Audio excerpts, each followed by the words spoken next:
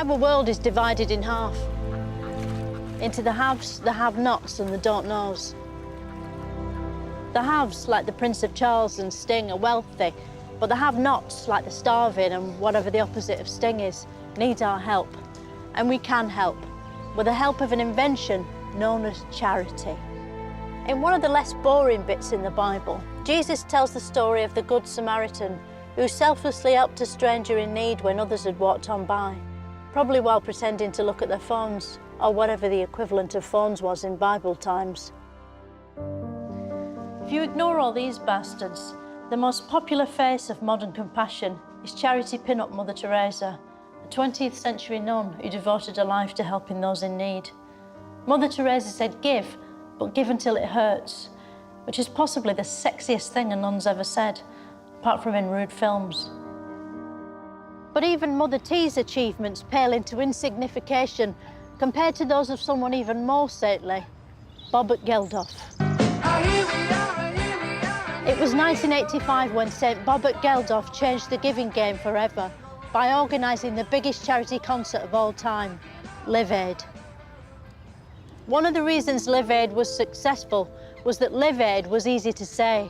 Before then, almost all charities had hard-to-pronounce names. They were called things like Runib, Ruspika, Ruspaba, and Nuspakaka. Luckily, it wasn't long until a charity came along with a name that was very easy to say. Comic Relief.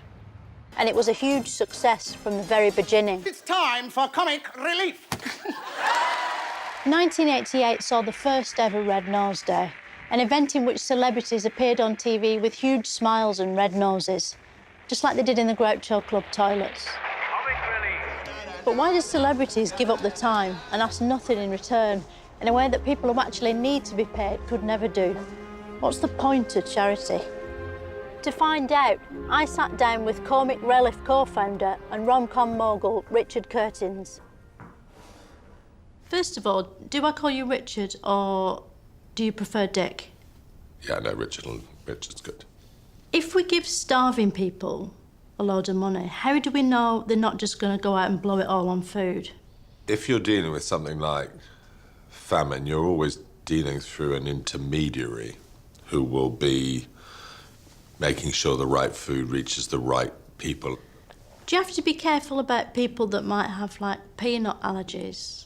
Because some people haven't tried nuts before, have they? That's a very interesting issue, whether or not peanut allergies are a sort of first world problem. Don't know, what an interesting thought. Thank you. Which is better, chugging or writing rom-coms? Is chugging asking for money on the... Charity mugging, yeah. I think the outcome, the result of chugging is better because it actually helps, you know, people whose lives are hard, whereas I don't know if rom-coms do that. I think you're being very modest. I think they make people realise that there's lots of posh people that are quite funny.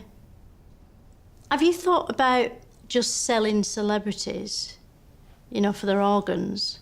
Because I'm sure someone would pay a fortune for, like, John Bishop's kidneys. No, we haven't thought of that, and I think that the comedians do quite a lot for us sometimes that they don't want to do, and I suspect the sale of bodily parts would be slightly more than they or their representatives would. Be a talking point, though, wouldn't it, if you had John Bishop's kidneys? It would be a slightly morbid talking point if John was no longer alive. I killed John Bishop. Did you? No, I'm just saying I killed John Bishop would be a odd talking point. What's the most disgusting thing you've heard someone do with a red nose? Because my mate Paul, he did this party trick that he always does with the red nose, and he put it sort of on his intimate skin, and it sort of tore it and he went septic.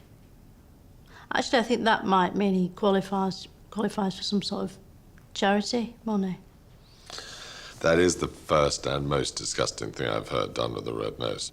It's awful, isn't it, to think what people might be doing with them right now. Comic Relief reminds us that we can't leave charity up to knobs like Sting.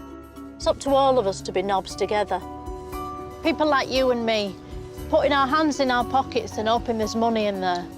And if not, maybe donating the actual pocket or your whole trousers. Next time on Moments of Wonder, I'll be asking, how much are new trousers?